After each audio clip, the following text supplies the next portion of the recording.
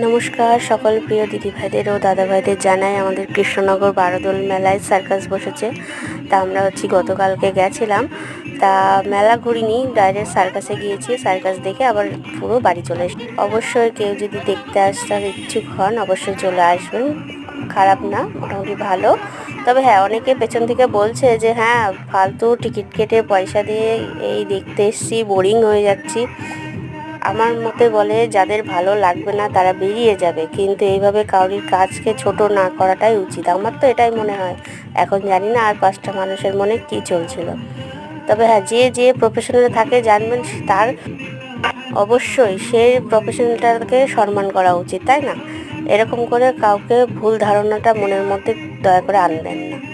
আপনারাও মন দিয়ে দেখুন আর 5টা মানুষকেও দেখার সুযোগ করে দিন।